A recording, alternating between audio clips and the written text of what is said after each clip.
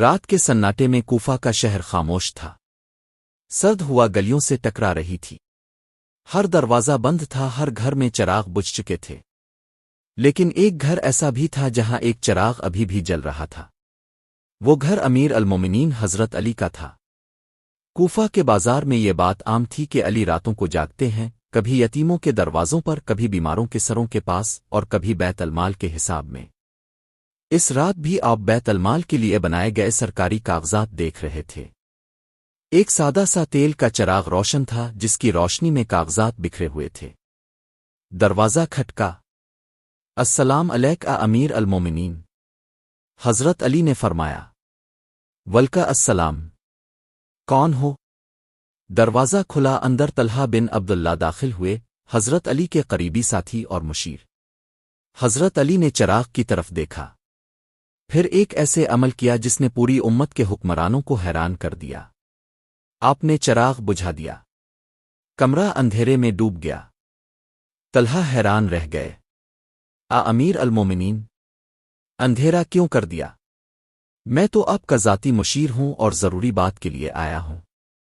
حضرت علی نے فرمایا، یہ چراغ بیت المال کا ہے۔ جب تک میں سرکاری کام کر رہا تھا یہ جائز تھا، اب تم اپنی ذاتی بات کے لیے آئے ہو، لہذا سرکاری چراغ کا استعمال حلال نہیں رہا۔ پھر اپنی جیب سے چھوٹا سا ذاتی چراغ نکالا، اس میں تیل ڈالا اور اسے روشن کیا۔ کمرہ تھوڑی سی مدھم روشنی میں جگمگا اٹھا۔ یہ منظر تاریخ میں سب سے روشن لمحہ بن گیا۔ طلحہ خاموش تھے، ان کے ہونٹ کپکپا رہے تھے، اور دل کہہ رہا تھا، یہ ہے علی، عدل کا جھنڈا، خدا کا بندہ، مخلوق کا امیر، لیکن اپنے نفس کا غلام نہیں۔ طلحہ نے کہا، امیر المومنین، میں ایک خاص معاملے کے لیے آیا ہوں، قبلان بنی اسد کے چند لوگوں کا مسئلہ ہے۔ حضرت علی نے سر اٹھایا۔ قبلان بنی اسد؟ وہی جو کل میرے پاس اپنی شکایت لے کر آئے تھے؟ جی، لیکن طلحہ کی آواز ہچکچا گئی۔ حضرت علی نے فرمایا، طلحہ، سیدھی بات کرو، کیا چاہتے ہو؟ طلحہ نے کہا، امیر المومنین، اگر آپ ان کی طرف تھوڑا نرم فیصلہ کر دیں تو اچھا ہوگا۔ وہ بڑے لوگ ہیں، اثر و رسوخ رکھتے ہیں، حکومت کے لیے فائدہ مند ثابت ہو سکتے ہیں۔ حضرت علی نے چراغ کی لو کو تھوڑا بلند کیا، جیسے الفاظ کی شدت کو بھی بڑھا دیا ہو۔ فرمایا، طلحہ، جب تک علی اس منصب پر ہے، دنیا کا کوئی طاقتور کمزور پر ظلم نہیں کر سکتا۔ قبلان بنی اسد کیا، اگر علی کا اپنا بیٹا بھی ظلم کرے تو میں اسے بھی نہیں چھوڑوں گا۔ طلحہ خاموش۔ حضرت علی کی آنکھوں سے روشنی پھوٹ رہی تھی، جیسے ایمان کی بجلیاں۔ فرمایا، طلحہ، کیا تم نے زندگی بھر یہ نہیں دیکھا کہ علی فیصلہ اپنے نفس سے نہیں کرتا؟ طلحہ کی آنکھیں بھر آئیں۔ امیر المومنین، میں جانتا ہوں، پوری دنیا جانتی ہے۔ اگلے دن صبح فجر کے بعد مسجد کوفہ میں عدالتی نشست تھی۔ حضرت علی منبر پر بیٹھے تھے، سادہ کپڑے، بغیر کسی جاؤ جلال کے، ہاتھ میں کوڑا جو ظالموں کو سیدھا کرنے کی علامت تھا۔ سامنے مدعی اور مدعا علیہ کھڑے تھے، قبلان بنی اسد کے سردار اور غریب شخص سہیل۔ سہیل کا جسم دابلا تھا، کپڑے پیوند زدہ، آنکھوں میں خوف بھی تھا اور امید بھی۔ حضرت علی نے فرمی، سہیل، اپنا دعویٰ پیش کرو۔ سہیل نے کہا، امیر المومنین، یہ لوگ میرے کھیت پر زبردستی قبضہ کرنا چاہتے ہیں۔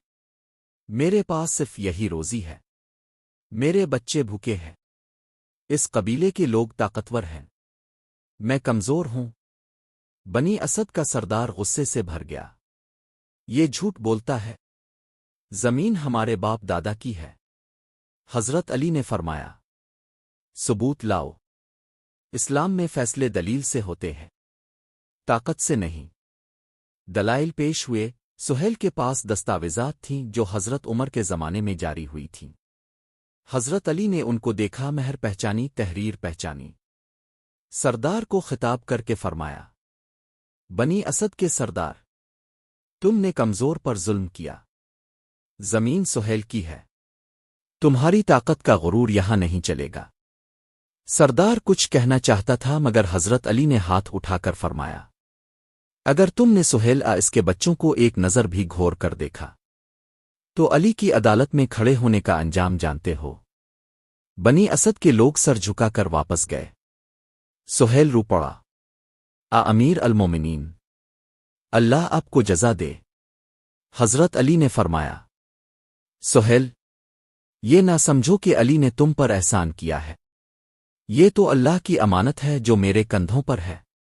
بنی اسد کے سرداروں نے سازشیں شروع کیں۔ انہوں نے حضرت علی پر دباؤ ڈالنے کی کوشش کی، لیکن علی کا عزم پہاڑ تھا۔ چند لوگ اب کے پاس آئے، امیر المومنین، قبلان بنی اسد بڑے لوگ ہیں، اگر وہ ناراض ہو گئے تو حکومت کمزور ہو جائے گی۔ حضرت علی نے فرمایا، اگر ایک ظالم کے راضی ہونے کی قیمت ایک مظلوم کا حق مٹانا ہے تو علی ایسی حکومت کو 1000 بار چھوڑنے کو تیار ہے۔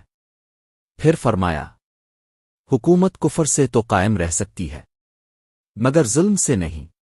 جب علی رو پڑے، اسی رات علی تنہا بیٹھے تھے، چراغ مدھم تھا جیسے تھک چکا ہو۔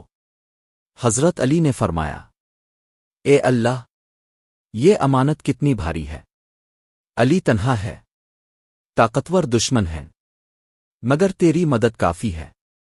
پھر سر سجدے میں رکھ کر دیر تک روتے رہے، ایسا رونا جو صرف وہی روتے ہیں جو اللہ کے قریب ہوتے ہیں۔ چند دن بعد بنی اسد کے سردار دوبارہ آئے، نرم پڑے ہوئے، شرمندہ، خوفزدہ۔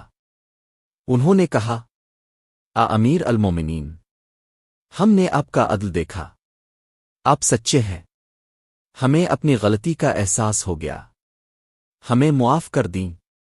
حضرت علی نے فرمایا، اگر اللہ تمہاری توبہ قبول کرے تو علی بھی خوش ہے۔ اس کے بعد وہ سردار اسلام کی خدمت کرنے والوں میں شامل ہو گئے۔